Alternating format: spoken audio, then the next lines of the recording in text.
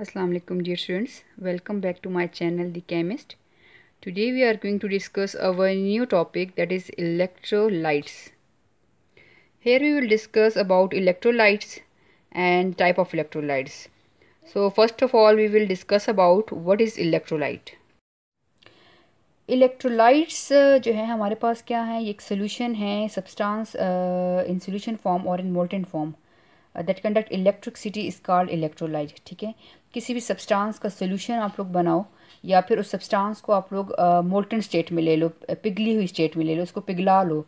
ठीक है, और उसमें से अगर और इलेक्ट्रिसिटी इसमें से पास करो और उसमें से इलेक्ट्रिसिटी अगर पास हो रही है तो उस सोल्यूशन को हम क्या कहेंगे, इलेक्ट्रोलाइट कहेंगे. ठीक है, हमारे पास रीज़न क्या है, जो सोल्यूशन होते हैं सब्सटेंस के जो सोल्यूशन होते हैं वो हमारे पास इलेक्ट्रिसिटी क्यों कंडक्ट करते हैं.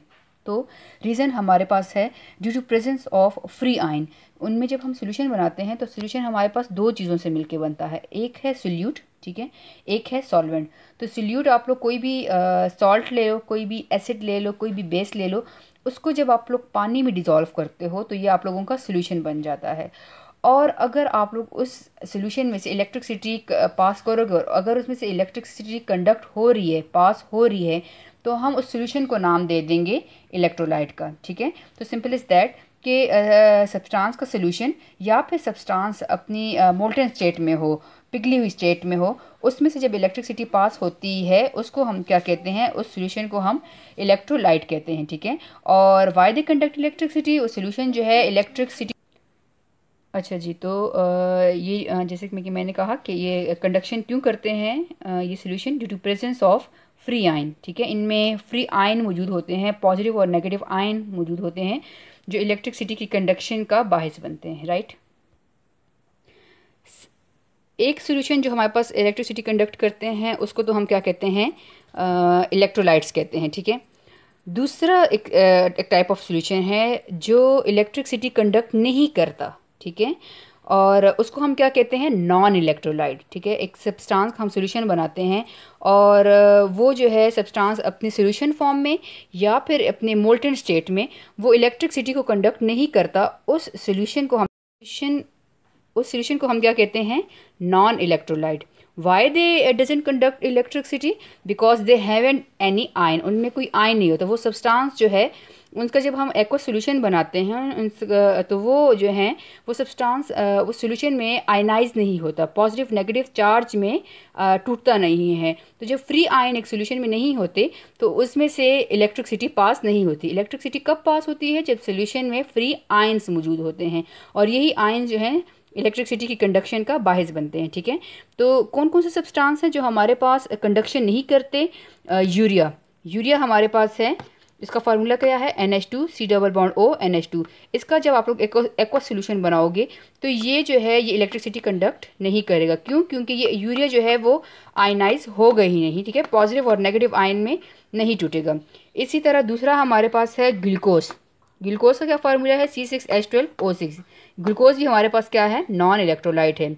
इसी तरह सेम क्लास शुगर है, शुगर भी हमारे पास क्या है, नॉन इलेक्ट्रोलाइट है. शुगर का फार्मूला है C12H22O11. और दूसरा है हमारे पास बेंजीन.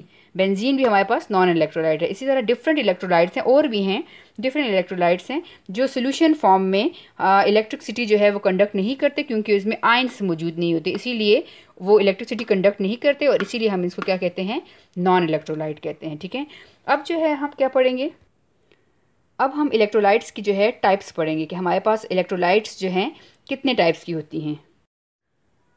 अच्छा जी, टाइप्स हमारे पास क्या हैं कि on the basis of degree of ionization, ionization की बेस पे कि एक सब्सटेंस कितना आयनाइज होता है, कितने पॉजिटिव और नेगेटिव चार्ज में वो टूटता है, कितनी उसकी आयनाइजेशन डिग्री ऑफ डिसोसिएशन है, उस बेस पे हमने इलेक्ट्रोलाइट को दो टाइप्स में डिवाइड किया हुआ है. एक हमारे पास है स्ट्रॉन्ग इलेक्ट्रोलाइट और दूसरा हमारे पास है वीक इलेक्ट्रोलाइट. ठीक है, स्ट्रॉन्ग इलेक्ट्रोलाइट हमारे पास फर्स्ट हम डिस्कस करेंगे. डेफिनेशन है कि substance that ionize completely in aqua solution, वो सब्सटेंस जो एक्वा सोल्यूशन में, एक्वस मीन पानी, जो पानी में कम्प्लीटली आयनाइज हो जाता है, टूट जाता है, ब्रेक डाउन हो जाता है, उसको हम क्या कहते हैं, स्ट्रॉन्ग इलेक्ट्रोलाइट कहते हैं. ठीक है, और ये इलेक्ट्रोलाइट जो है हमारे पास सॉल्यूशन फॉर्म में जो इलेक्ट्रिसिटी है वो काफ़ी लार्ज एक्सटेंट पे वो कंडक्ट करता है, ठीक है। तो substance that ionize completely in aqueous solution and conduct electricity in large extent is called strong electrolyte, ठीक है। ये हमारे पास स्ट्रॉन्ग इलेक्ट्रोलाइट है। इसमें हमारे पास एग्जांपल आ जाती हैं स्ट्रॉन्ग बेस, स्ट्रॉन्ग एसिड और सॉल्ट की। ये सॉल्ट अगर सॉल्ट है, स्ट्रॉन्ग एसिड है या स्ट्रॉन्ग बेस है, इसको आप लोग एक्वा सोल्यूशन इसका बनाओ, पानी में इसको डिज़ोल्व करो, तो जो हमारे पास सॉल्ट है, एसिड है या बेस है, ये कम्प्लीटली आयनाइज हो जाएंगे, कम्प्लीटली ये कंपाउंड जो है ये डिसोसिएट हो जाएंगे, ब्रेक डाउन हो जाएंगे into positive and negative ion, और इनमें से हमारे पास इलेक्ट्रिसिटी जो है वो इजीली जो है पास आउट हो जाएगी और काफ़ी लार्ज एक्सटेंट में पास होगी। तो ऐसे सोल्यूशन को हम क्या कहते हैं, स्ट्रॉन्ग इलेक्ट्रोलाइट। फॉर एग्जांपल हमारे पास रिएक्शन देखिए, हमारे पास स्ट्रॉन्ग एसिड है HCl। HCl को जब हमने पानी में डिज़ोल्व किया, एक्यू मीन एक्वस, ठीक है, पानी में डिज़ोल्व किया तो जो सब्सटेंस HCl है वो आयनाइज हो जाता है कम्प्लीटली H आयन में plus Cl negative chloride ion में, ठीक है। तो ये हमारे पास क्या है, स्ट्रॉन्ग इलेक्ट्रोलाइट है।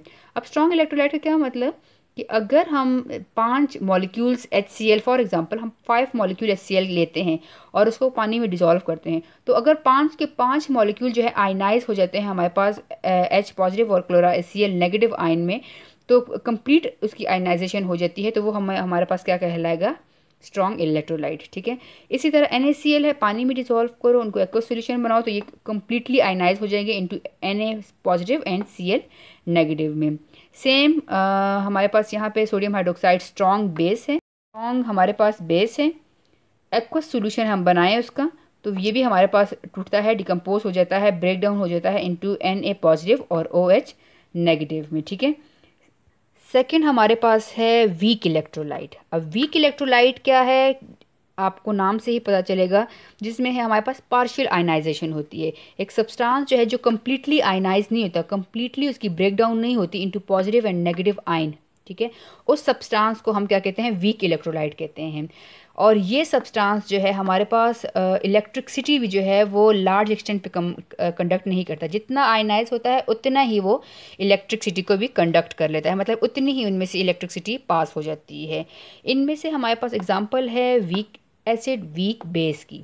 मतलब हमारे पास रिएक्शन देखें, हमारे पास वीक बेस है अमोनियम हाइड्रोक्साइड। अमोनियम हाइड्रोक्साइड के जब हम पानी में उसका सोल्यूशन बनाएंगे, एक्वस सोल्यूशन इसका बनाएंगे, तो अमोनियम हाइड्रोक्साइड के जो मॉलिक्यूल अमोनियम हाइड्रोक्साइड है ये कम्प्लीटली आयनाइज नहीं होगा, ठीक है, into NH4 positive and OH negative में। अब completely ionize mean what does it mean कि हमारे पास अगर 5 मॉलिक्यूल अमोनियम हाइड्रोक्साइड हैं, उसको हम पानी में डिज़ोल्व कर रहे हैं, तो 5 में से 3 मॉलिक्यूल हमारे पास अमोनियम हाइड्रोक्साइड के NH पॉजिटिव और OH नेगेटिव में आयनाइज हो जाएंगे, और जो बाकी 2 मॉलिक्यूल हैं वो अनआयनाइज फॉर्म में सोल्यूशन में रह जाएंगी। तो ये हमारे पास पार्शियल आयनाइजेशन कहलाता है, स्लाइटली आयनाइज हो जाते हैं, ठीक है। तो ऐसे सब्सटेंस जो कंप्लीट आयनाइजेशन शो नहीं करते, जो पूरी तरह से आयनाइज नहीं होते पानी में या सोल्यूशन में, उसको हम क्या कहते हैं, वीक इलेक्ट्रोलाइट कहते हैं। जब उसमें पार्शियल आयनाइजेशन होती है, स्लाइटली वो आयनाइज होते हैं, तो उनमें जो है इलेक्ट्रिसिटी भी जो है स्मॉल एक्सटेंट पे कंडक्ट होती है, मीन इलेक्ट्रिसिटी भी स्मॉल एक्सटेंट में पास आउट होती है। इसी तरह वीक एसिड आप लोग ले लो, तो वीक एसिड हमारे पास क्या है, एसिडिक एसिड CH3COOH, पानी में डिसॉल्व किया तो हमारे पास एसिडिक एसिड के कुछ मॉलिक्यूल हमारे पास टूट के एसिटेट आयन में CH3COOH COO में टूट के, ठीक है, ये नहीं है, COO में टूट के, और कुछ मॉलिक्यूल जो है हमारे पास H पॉजिटिव में टूट के। तो ये हमारे पास क्या है, एसिडिक एसिड है, जो कि हमारे पास वीक इलेक्ट्रोलाइट है, राइट। क्योंकि क्यों वीक इलेक्ट्रोलाइट है, क्योंकि इसकी कंप्लीट आयनाइजेशन नहीं हुई, पानी में डिसॉल्व किया तो ये हमारे पास टूटा, CH3COO नेगेटिव में टूटा और H पॉजिटिव में टूटा, लेकिन कंप्लीट आयनाइजेशन नहीं हुई। कुछ मॉलिक्यूल टूटे हैं, आयनाइज हुए हैं, और कुछ मॉलिक्यूल जो है अनआयनाइज फॉर्म में सोल्यूशन में रह गए हैं, और अनआयनाइज फॉर्म में रह गए हैं इसीलिए ये कंप्लीट कंडक्शन ऑफ इलेक्ट्रिसिटी नहीं शो करते, ठीक है। तो ये था हमारा आज का टॉपिक। समराइज़ करती हूँ, हमने क्या पढ़ा, हमने इलेक्ट्रोलाइट्स को डिस्कस किया। इलेक्ट्रोलाइट किसे कहते हैं, जो इलेक्ट्रिसिटी कंडक्ट करते हैं, ठीक है।